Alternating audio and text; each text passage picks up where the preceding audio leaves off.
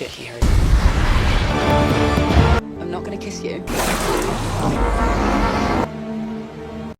Movie की शुरुआत में दिखाया जाता है कि इंसान तारों तक पहुंच चुका है और उसने न्यू वर्ल्ड नाम का एक नया प्लेनेट डिस्कवर किया है। उस अजीब प्लेनेट पे पहुंचने पर एक फिनोमेना होता है जिस कारण इंसान के सारे थॉट्स सुनाई देते हैं और कुछ केसेस में तो वो थॉट्स दिखाई भी देते हैं। उन्होंने इस अजीब फिनोमेना को द नॉइज नाम दिया है।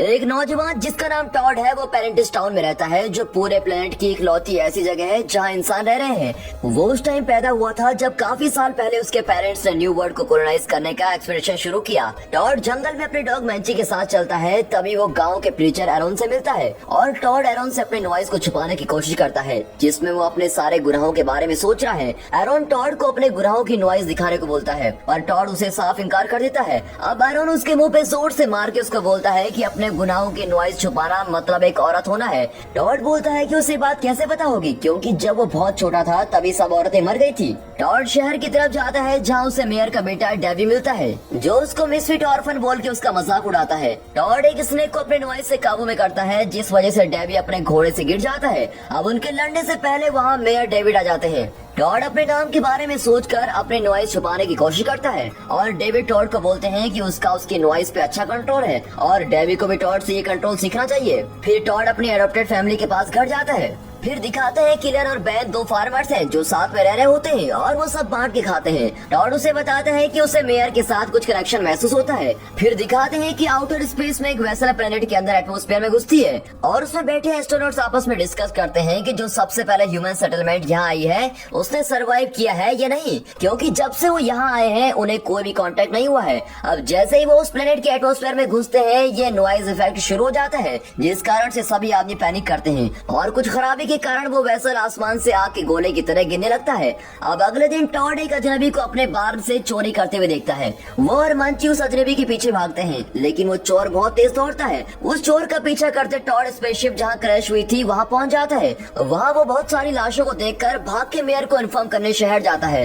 फिर टॉड शहर के लोगों को वहाँ लेके आता है जहाँ क्रैश हुआ है और वो मेयर को बताता है कि शायद वो चोर एक सर्वाइवर ही था। फिर टॉड ये भी बताता है कि उसने चोर को सही से देखा नहीं लेकिन उस चोर की कोई नॉइज नहीं थी। अब डेविड फिर अपने आदमी को सर्वाइव करने वाली औरत को ढूंढने को बोलता है। टॉड डेविड को सुन के हैरान हो जाता है कि एक औरत ने सर्वाइव किया है क्योंकि उसने अपनी पूरी जिंदगी में किसी औरत को नहीं देखा था। टॉड की ओर ढूंढने पे वो उस औरत को छुपा हुआ देख लेता है और वो उस लड़की को शांत करने की कोशिश करता है पर उसकी नॉइज से पता चल जाता है कि वो बाकियों को बुलाना चाहता है और वो औरत तुरंत वहाँ से भाग जाती है और वो आदमी उसके पीछे भागते हैं। डेविड अपनी नॉइज से एक फेंस बनाता है जिसमें वो चालाकी से उस औरत को पकड़ लेता है। वो उस औरत को शहर लेके आते हैं और डेविड उस औरत को सब बताता है जो उसके अराइवल से लेके अभी तक उनके साथ हुआ है। वो उसे समझाते हैं कि ये नॉइज इफेक्ट बस आदमियों पे असर करता है। फिर वो लड़की पूछती है कि सब औरतें कहाँ हैं। फिर डेविड उससे बताता है कि सभी औरतें प्लेनेट के लोकल इनहैबिटेंट्स स्पेकल द्वारा मारी गई हैं। सेटलर्स और स्पेकल्स के बीच में जंग छिड़ चुकी है जिसके रिजल्ट में सभी औरतें मारी गई। फिर वो औरत डेविड को बताती है कि वो और बाकी एस्ट्रोनॉट्स एक स्काउटिंग एक्सपेडिशन की तैयारी कर रहे थे जिसमें सेकंड वेव इनहैबिटेंट्स का वाहन आ रहा था। अब डेविड काफी एक्साइटेड दिखाई देता है और पूछता है कि वो एयरशिप कब और कहाँ लैंड होने वाली है। अब इस बात का जवाब देने में वो औरत थोड़ा हिचकिचाती है। डेविड शहर के बाकी लोगों से बात करने का फैसला करता है और डेवी को उस लड़की की सुरक्षा करने के लिए छोड़कर चला जाता है और डेवी उस लड़की को परेशान करने से खुद को रोक नहीं पाता क्योंकि उसने भी अपनी पूरी जिंदगी में किसी लड़की को नहीं देखा है। वो उस लड़की के बैग में देखता है तो वो लड़की उसको रोकने की कोशिश करती है लेकिन वो खोज के उससे एक गैजेट निकाल लेता है जो जलता है और लेजर शूट करता है।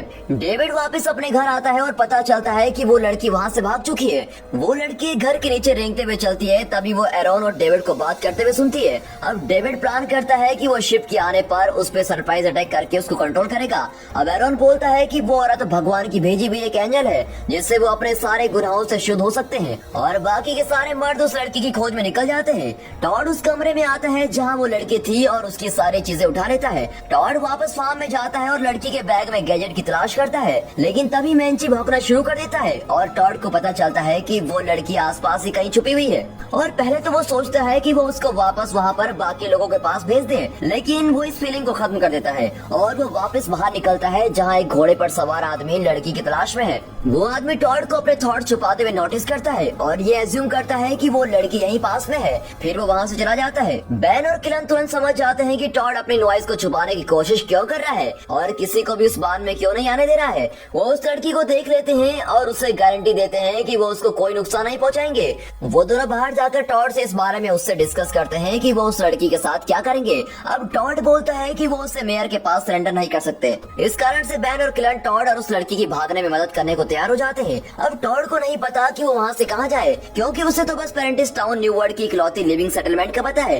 तभी बैन ये बात रिवील करता है कि फार ब्रांच नाम की एक और सेटलमेंट भी एग्जिस्ट करती है। अब किलन इस बात से परेशान है कि फार ब्रांच उनका स्वागत नहीं करेगी। बैन बोलता है कि अगर टॉड उस औरत के साथ फार ब्रांच जाएगा तो वो उसका स्वागत जरूर करेंगे। अब टॉड जाने की तैयारी करता है। किलन उसे सलाह देता है कि वो फार ब्रांच के लोगों को ना बताए कि वो पेरेंटिस टाउन का रहने वाला है। अब इससे पहले कि वो लोग जाते, डेविड और बाकी लोग वहाँ जाते हैं और दूसरी तरफ वो लड़की बान में अपना बैग वापस ढूंढती है और वहाँ से भागने की तैयारी करती है। उसे एक पुराना मोटरसाइकिल मिलता है जिसे वो अपने गैजेट से ठीक करती है और वो दोबारा शुरू हो जाती है। बाहर डेविड टॉड से लड़की का पता बताने की डिमांड करता है। टॉड शांत रहने की कोशिश करता है लेकिन उसके ख्याल तेजी से चलते हैं, जो ये बात रिवील कर देते हैं कि वो लड़की बांध में छुपी हुई है। अब जैसे ही वो आदमी बांध को खोलते हैं वो लड़की तेज रफ्तार में मोटरसाइकिल पे वहाँ से भाग जाती है। अब टॉड उस लड़की का पीछा करता है। बाकी के सारे लोग गोलियां चलाने लगते हैं जिसमें किलन बहुत ही घायल हो जाता है। टॉड और वो लड़की अपने भागने की रफ्तार बढ़ाए रखते हैं, लेकिन भागते भागते वो दोनों गिर जाते हैं और टॉड का घोड़ा घायल हो जाता है और लड़की की मोटरसाइकिल चलनी बंद हो जाती है। टॉड उस लड़की को फार ब्रांच लेके जाने का वादा करता है और उसे बोलता है कि वो उसकी मदद करने के लिए वहाँ है। लड़की टॉड के साथ चलने को तैयार हो जाती है, ये सोचकर कि वो आने वाले शिप से कम्युनिकेट करके उसको वार्निंग दे देगी। वो दोनों फार ब्रांच की तरफ चलने की तैयारी करते हैं और टॉड का डॉगी मंची भी उसके पास आ जाता है। बैन फार्म में मरते हुए किलन को गले से लगाया बैठता है और डेविड बैन से जबरदस्ती ये रिवील कराता है कि उन्होंने टॉड को कहाँ भेजा है और बैन अपनी नॉइज कंट्रोल नहीं कर पाता और वो दिखा देता है कि टॉड फार ब्रांच जा रहा है। डेविड बैन को अपनी गलती सुधारने का एक आखिरी मौका देता है। वो टॉड को वापस पेरेंटिस टाउन में उसकी मदद मांगता है। अब जैसे किलन मरता है वो अपना आखिरी थॉट बैन को दिखाता है। अब उसका आखिरी थॉट टॉड को सेफ रखना है। टॉड और वो लड़की कुछ देर रुककर आराम करते हैं और खाते हैं। फिर टॉड लेक से क्रिएचर को पकड़ के आग जलाने की कोशिश करता है और वो लड़की उसकी आग जलाने में मदद करती है। वो अपने गैजेट को लकड़ियों के ढेर के पास रखकर उसको एक्सप्लोड करती है और आग जल जाती है। फिर वो अपना सफर दोबारा शुरू करते हैं और टॉड दूर से एक बहुत ही मैसिव नॉइज को देख लेता है। वो उस लड़की को बोलता है कि ये नॉइज एक स्पेकल बैंड से आ रही है जो यहाँ के नेटिव हैं और वो इंसानों को इधर से खत्म कर देना चाहते हैं। वो दोनों स्पेकल्स को अवॉइड करते हुए दूसरे रास्ते से जाते हैं और बारिश होने लगती है। फिर वो दोनों एक पेड़ के नीचे खड़े हो जाते हैं। अब टॉड को अपने बैग में अपनी माँ का जर्नल मिलता है। हमें दिखाया जाता है कि वो जर्नल बैन ने उसके बैग में रखा था।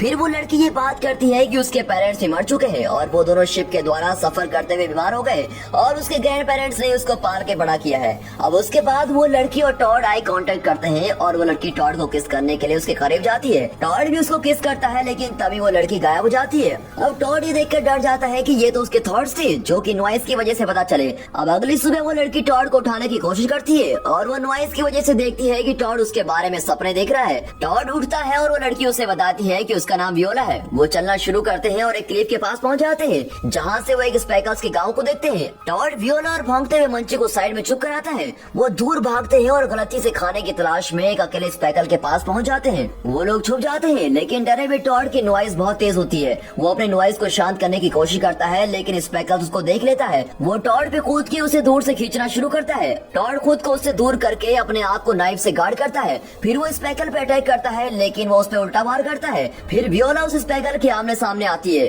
और वही क्रिएचर जिसके बारे में वियोला को बताया गया था कि उसने पेरेंटिस टाउन की सारी औरतों को खत्म कर दिया है। वो स्पेकल वियोला की तरफ हैरान होकर देखता है। टॉड स्पेकल पे वार करके उसको बार बार स्टैब करता है। वियोला चिल्लाती है और टॉड को रोकने का बोलती है। टॉड रुक जाता है। अब स्पेकल टॉड से बच के भाग जाता है। बाद में टॉड वियोला को बताता है कि वो बस उसे प्रोटेक्ट कर रहा था, लेकिन वियोला उसे बोलती है कि स्पेकल ने सिर्फ तुम पे अटैक किया, मुझ पे बिल्कुल भी अटैक नहीं किया। टॉड मेयर की बात याद करता है जो पेरेंटिस टाउन में हुआ, लेकिन वियोला उस बात पे शक करती है। वो दोनों फिर फार ब्रांच ढूंढ लेते हैं। वो फार ब्रांच के बाहर पहुंच जाते हैं और टॉड नोटिस करता है कि फार ब्रांच पेरेंटिस टाउन से बेहतर है। उनका एक लाइफ स्टाइल है, प्लांटेशन है, मशीनों वाली फार्मिंग इक्विपमेंट है। टॉड ये देखकर हैरान हो जाता है कि फार ब्रांच में महिला है और कुछ तो उसको बहुत अच्छी लगती है। टॉड की मेयर हिल्डी उससे मिलती है और टॉड औरत को एक मेयर देख के बड़ा ही हैरान हो जाता है। फिर टॉड बहुत से आदमियों से मिलता है जो उसे बताते हैं कि पेरेंटिस टाउन के आदमी लॉ के अकॉर्डिंग यहाँ फांसी लटकाए जाते हैं। अब इससे पहले की सिचुएशन बिगड़ती हिल्डी वहाँ आती है और टॉड को उसका नाइफ लौटा देती है।